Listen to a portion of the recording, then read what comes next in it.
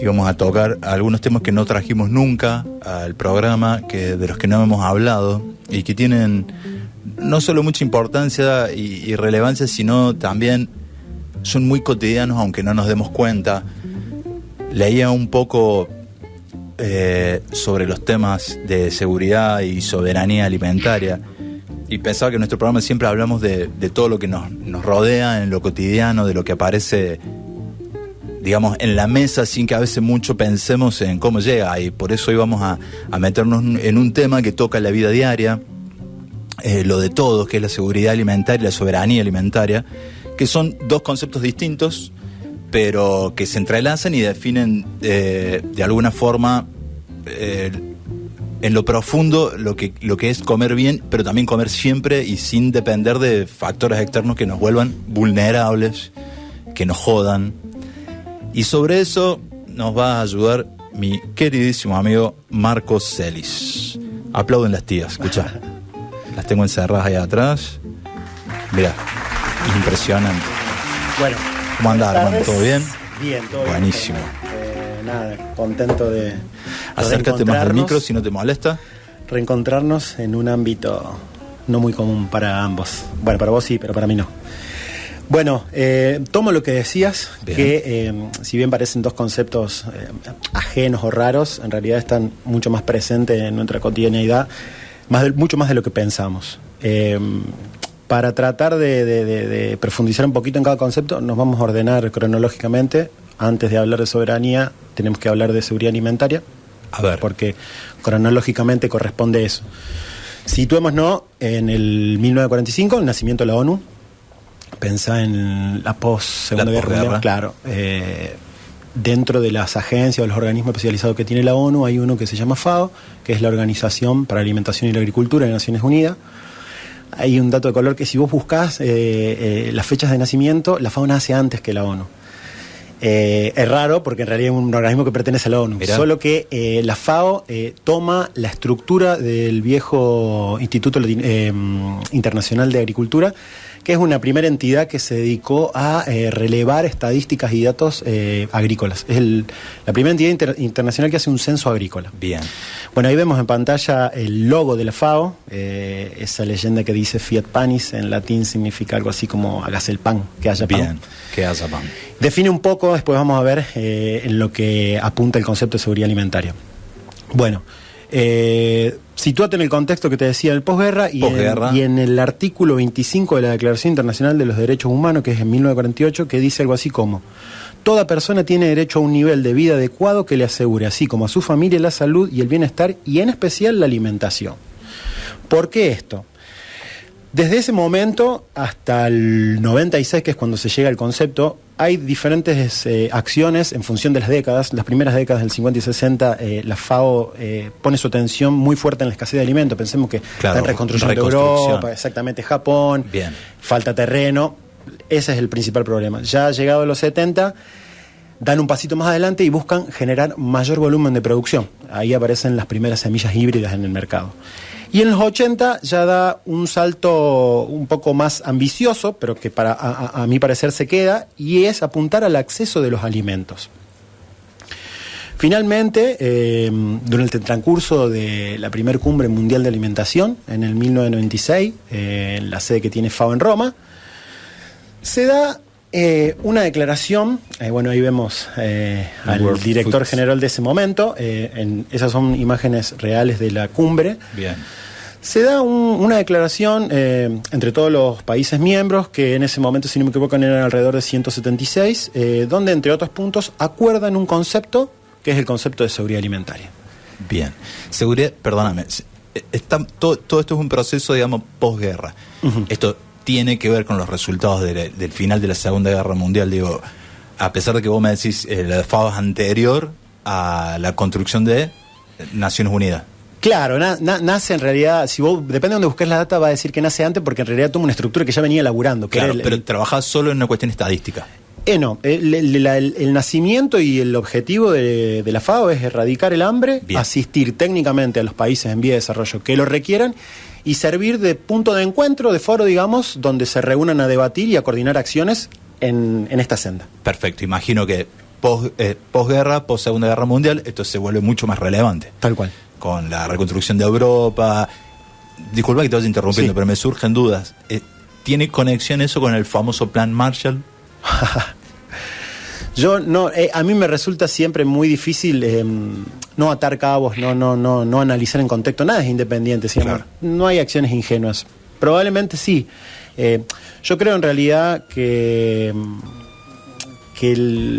lo que al final termina siendo un concepto es un proceso cronológico de buenas intenciones que fueron transformándose en buenas acciones, claro. Y programas que a miradas de algunos pueden haber quedado cortos, a otros no. Hay resultados concretos. Claro, pueden haber tenido su intencionalidad más allá de las buenas acciones, ¿no? Exactamente. Pero más o menos ese es el marco donde todo esto arranca. Sí. Siga nomás. Bueno, te decía que llegan a un concepto consensuado por unanimidad, que dice que la seguridad alimentaria es el acceso físico y económico de todas las personas en todo momento a suficientes alimentos nutritivos para satisfacer sus necesidades alimenticias y sus preferencias en cuanto a una dieta que posibilite llevar una vida sana y activa. ¿Qué quiere decir eso? Si en todo momento, en cualquier parte del mundo, todas las personas tienen garantizado el acceso a los alimentos, se cumple la condición de seguridad alimentaria. Bien. Me parece, o lo que yo entiendo que es una pata débil de ese concepto, es que la FAO asume que garantizar el aprovisionamiento de alimentos significa que exista disponibilidad. Claro. No hace falta decir que el mundo, Argentina, produce mucho más alimentos de los que necesita su población. El hambre o que haya personas con malnutrición no depende de la producción claro. Solamente, depende de un montón más de conceptos. No importa simplemente que esté la cantidad, sino que si esa cantidad no la distribuyes equitativamente o la pones donde hace falta, no pasa. El problema está en la distribución. Entonces, para mí, la pata débil que tiene ese concepto es eso. No establece una metodología para garantizar el acceso, solamente garantizar el aprovisionamiento. Es decir, si aumenta la producción, se entiende que aumentan la oferta de alimentos, por ende, al haber mucha oferta de alimentos, los precios debieran bajar y el poder del consumidor debiera subir. Bueno, esa regla no se dio y claro. No se da, y no se va a dar. Es un pensamiento muy de mercado. Exactamente. Para mí el error es entender eso como una cuestión de mercado. Claro. No es una cuestión de mercado, es bastante más complejo que una cuestión de mercado. Bien. Paralelamente a esa cumbre, en 1996, en el mismo lugar, en Roma, la sociedad civil se organiza y se da la Cumbre Mundial de los Pueblos. En realidad es una contracumbre claro. Que organiza principalmente la Vía Campesina, que es un movimiento de campesinos organizados a nivel mundial. Hoy debe estar alrededor de unos 350 millones de personas. Esa imagen sigue siendo de la FAO. Más adelante podemos ver, ahí está. Esas son imágenes de la Cumbre Mundial de los Pueblos. Y en contraposición al concepto que hablábamos recién de seguridad alimentaria, la Vía Campesina acuerda y declara un concepto que es, para mí da un pasito más adelante y es bastante más ambicioso, que es la soberanía alimentaria. ¿Y qué dice que es la soberanía alimentaria? Establece que la soberanía alimentaria es el derecho de los pueblos y comunidades a definir sus propias políticas de producción, distribución y consumo de alimentos, priorizando la salud y la sostenibilidad. Entonces acá, ¿qué es lo que vemos? La Vía Campesina entiende que hay que devolver el derecho a quienes producen de decidir qué y cómo cuándo y dónde, claro. En qué territorio, hablar del kilómetro cero de los mercados de cercanía, no producir commodities que están hoy a precio tope, sino producir lo que realmente el contexto necesita. Y cuando habla de salud y sostenibilidad, apunta a generar un alimento adecuado en términos de calidad nutricional y generar prácticas o modelos de producción sostenibles, tratando de, en el mejor de los casos, no comprometer el ambiente y en el peor de los casos comprometerlo lo menos posible. Claro, traduciendo a como yo lo entiendo, digamos, de repente tenés una porción de tierra donde podés hacer un cultivo que si lo haces repetida cantidad de veces, haces que la tierra no descanse, no haces un barbecho, la tierra no se va a ir recuperando y tarde o temprano se va a agotar. Eso es una forma de producir en función de las demandas del mercado. Un commodity se coloca en el mercado, si la oferta es mejor, vas a ganar más plata, vas a ganar menos plata, pero finalmente va a tener un impacto sobre esa tierra que puede hacer que de acá 5, 10, 20 años no puedas producir nada. Exactamente. El contraconcepto, la contracumbre dice, che, déjanos decidir qué es lo que vamos a hacer ahí, de qué modo lo vamos a hacer para que sea seguro. Exacto. Y esté al alcance de nuestra necesidad. Remarco en eso que esa contracumbre, nosotros hablamos de FAO, digamos, ese concepto de seguridad alimentaria son años de laburo, de programas, de políticas, pero son años también de investigación, de especialistas, de academia, de ciencia, y este concepto es todo lo contrario. Este concepto viene desde abajo, desde la vía campesina, del movimiento campesino organizado. Son quienes sufrieron en carne propia el hambre y la pobreza. No les contaron. Qué cosa más irónica que el movimiento campesino, o sea, el que trabaja la tierra, finalmente sea el que termina pasando por la situación de hambre. Es así irónico. A ver si entiendo esta parte para acomodarlo. Entonces, seguridad alimentaria es un concepto que viene por la ley institucional, por la FAO. Pero luego soberanía alimentaria es un planteo que viene del movimiento campesino. Exacto. Perfecto. Adelante nomás. Siguiendo. Ese concepto no se queda ahí, sino que con el paso del tiempo, la vía campesina sigue teniendo foros y encuentros, puntos donde se ponían en común experiencias, y ese concepto sigue creciendo, se sigue alimentando, se agrega no solo lo campesino, sino la reforestación, los pescadores artesanales, el pastoreo, y se hace un concepto muy amplio que termina transformándose en estos últimos años en un paradigma. Un paradigma que contiene, esto es toda una discusión porque hay muchos que entienden que no, pero contiene una praxis, una herramienta que es el modelo de producción para llegar a la soberanía alimentaria, y es la agroecología. ¿Por qué te digo que hay una discusión? Porque hay muchos que entienden que la agroecología es un enfoque integral u otro paradigma. Yo soy de los que sostienen que la agroecología está contenida dentro del paradigma de la soberanía alimentaria y es la praxis para llegar a la soberanía alimentaria. ¿Qué hace la agroecología? Esta es otra discusión grande. La agroecología, digamos, como disciplina académica, científica, nace en los años 60 y 70. ¿Qué pasa? Esas definiciones y las posteriores, esos marcos teóricos van sufriendo cambios en el modelo de producción que dejan esos conceptos de alguna manera rengos, porque no incluyen el contexto del momento. Entonces, una manera de resumirlo y decirlo simple, la agroecología es lo que nosotros hicimos como humanidad desde el momento en que dejamos de ser nómades para pasar a ser sedentarios, que es domesticar plantas y animales para producir alimento. Y producir para cubrir una necesidad. Digamos. Tal cual. No la producción de... En ese inicio, obviamente, arranca, se supone que se producía para el autoconsumo. Obviamente, cuando empieza a haber un excedente, empieza lo que conocemos como comercio. Más allá de eso, no quiero dejar de resaltar que hay tres objetivos o tres dimensiones que destacan a la agroecología por sobre encima de otros modelos de producción, y que es económicamente viable, socialmente justo y ambientalmente sostenible. Hay algo que no tiene, al igual que, como decía, que el concepto de soberanía viene respaldado socialmente por el movimiento campesino, la agroecología produce un diálogo de saberes ancestrales, populares y académicos.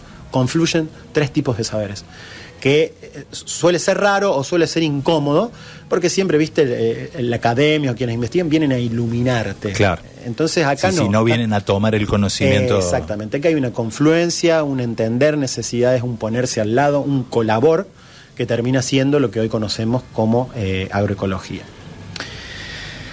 Yendo al campo donde vivimos, a Villa María, me gustaría retomar una experiencia muy linda que hubo allá por el 2017-18. Justo pensaba en eso que decía, como vos decías recién, bueno, por ahí está la academia y luego está lo que pasa en el territorio, y a veces cuando se tocan temas que tienen tanto contenido académico, uno piensa, me voy a poner en un lugar que sirve para ejemplificar posturas que existen y que tranquilamente podría ser la mía, ¿no? Digo, sí, todo muy lindo, Marco, funciona bárbaro, qué sé yo, pero ¿y cómo se lleva a la práctica? Porque a fin de cuentas, si yo tengo un pedazo de tierra y lo que me conviene a mí es generar ahí un commodity que puedo poner en el mercado que me genere buenos ingresos, ¿por qué tomaría otra opción? Exacto. ¿No? Entonces digo, sé que tenés una experiencia ahí para contar, pero antes que eso me gustaría preguntarte, digo, ¿hay experiencias así a nivel global donde esto se aplique desde el Estado? Desde el Estado sí, de hecho. Que hace cobertura. Sí, de hecho nosotros tuvimos hasta el gobierno pasado una Dirección Nacional de Agroecología. Bien. De ahí nace lo que es, en realidad no nace antes, que es la RENAMA, la Red Nacional de Municipios y Comunidades que fomentan la agroecología, y experiencias sueltas hay un montón. Muchas. Sin la intervención del Estado, digamos. Claro. que es un poco, ¿no?, a lo que iba con esta experiencia que te quería contar, pero me parece que la discusión está obviamente que para cambiar un poquito la ecuación es necesaria una intervención del Estado. Si no hay presupuesto y políticas públicas en ese sentido es muy difícil cambiar. Claro. Es muy difícil llegar con una solución a una persona que, como decís vos, tiene pocas hectáreas, necesita producir y que sea el ingreso. Si esa es su fuente de ingreso, ¿por qué va a producir? Claro, es muy complicado convencerlo si no le conviene. Exactamente. Contanos la experiencia. La experiencia que te quería contar es una experiencia que se dio en el barrio San Nicolás con una organización social de base que es La Poderosa. Digo de base porque tenía ese territorio de trabajo, donde tenían varias patas de trabajo y una en particular era la soberanía alimentaria. En ese programa tenían ciertas actividades como talleres de plantines y siembra, de huertas, huerta comunitaria, siembra de frutales. En realidad lo que hicieron es salir al barrio, organizarse, ver cuáles eran las necesidades y generar alternativas que de alguna manera no solo sirvan, sino tengan de alguna manera un sentido de la acción, digamos, no hacer por hacer. Lo más lindo de eso, que fue que hubo talleres de plantines y de siembra con las infancias saliendo a plantar por el barrio en cualquier lugar donde había un verde, algo exactamente. Bueno, ahí vemos viendo imágenes. Sí.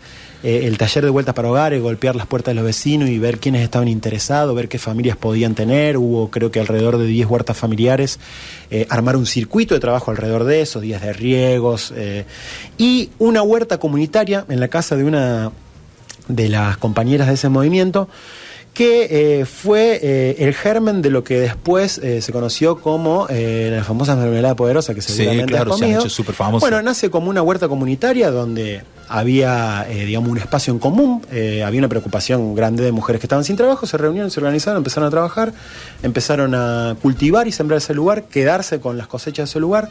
Ya después, un poquito más avanzado, hubo un contacto con puesteros del mercado de abasto para plantear la situación, a ver qué nos pueden ofrecer, nos pueden ayudar, y empezaron a traer fruta y verdura que los puesteros no podían vender. Que finalmente iban a terminar en descarte. Exactamente. Ese finalmente iba a terminar en descarte, terminó siendo materia de insumo de las mermeladas poderosas que hasta hoy siguen.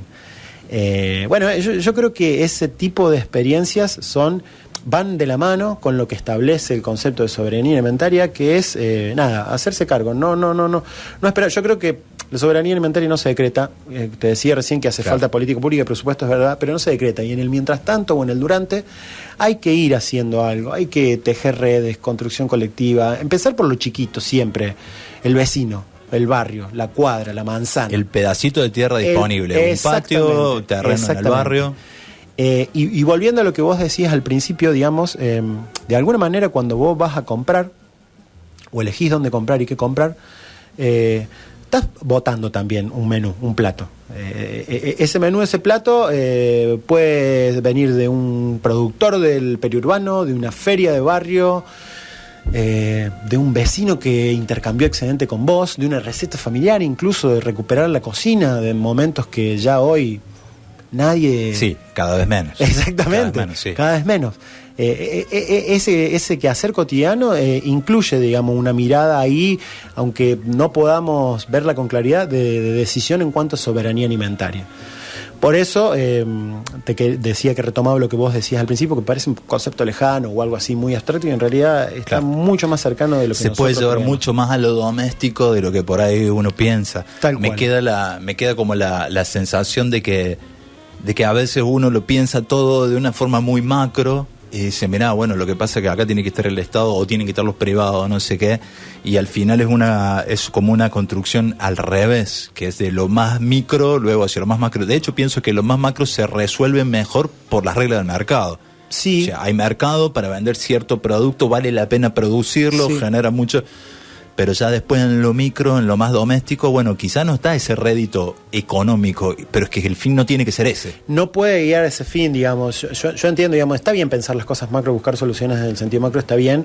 El tema es que cuando uno quiere hacer algo, si piensa en lo macro, es tanto el desánimo y la desilusión. Totalmente, claro. Porque el poder que vos tenés de acción es casi irrisorio. Claro. Pero cuando vos bajás la escala y vas al barrio, a la cuadra, al vecino, cambia la cuestión. Y cuando empezás a tejer redes y a hacer cosas y encontrar gente y ver que no son pocos, sino que son muchos, cambia un montón. De hecho, yo recupero esa porque nada, conozco todo lo que hicieron. De hecho, después tuvimos vínculo a través de la Mesa de Soberanía Alimentaria, pero acá tenemos la Feria Franca, que se da cada 15 días, que elimina intermediarios, va al productor. Tiene un espacio re lindo. Exactamente, va al productor directamente a venderle al consumidor, no hay intermediarios.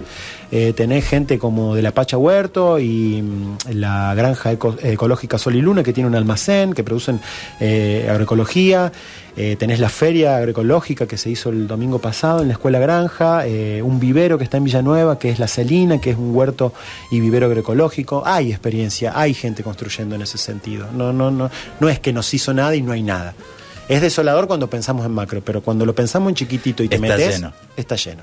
Está buenísima la data que trae Marco, y yo particularmente tengo que decirte que me alegra, porque creo que a pesar de que nos vemos y de que charlamos, no me habías contado nunca todo esto con este detalle y ordenado así como lo trajiste, y me parece que a más de uno le va a parecer interesante y hasta le puede despertar un poco el bichito de decir, che, hay una cosa entonces que yo puedo hacer, hay un espacio que puedo trabajar, que puedo cultivar, y me hiciste pensar todo el tiempo en una cosa que sale, yo no recuerdo si está en una canción o lo dijo en algún momento Daniel Biglietti. Dijo que una gota con ser poco, con otra se hace aguacero. Y es mucho esto de lo que estás contando. Tal cual. Es cuestión de, cuando vos decías de sembrar una semillita, si esta columna sirve para que una persona se pregunte y a partir de esa pregunta vaya y averigüe, más no sé, buscar en el Instagram alguna de estas experiencias que yo nombré y encuentra un lugar y va, ya está, sirvió. Esa construcción, esa gotita de agua, cuando empieza a vincularse, va a empezar a formar otra. Y va a llegar, no digo el océano, pero en algún momento va a ser un charco grande de agua donde se construya esto. Alguien que le pique ese bichito o que por los motivos que sea tenga ganas de comunicarse con vos, te puede escribir al Instagram. Obvio. Marco Sinese, o sea, Marco Sinese es lo que hay que escribir. Sí. Guión bajo. Punto. No, punto 85. 85. Sí. ¿Sos del 85? Soy del 85. Qué suerte. Marco Sinese punto 85. Muchas gracias, hermano, por venir. Hermoso todo lo que nos contaste y espero que nos podamos encontrar en este espacio de nuevo. Obvio. Espero que te hayas sentido cómodo.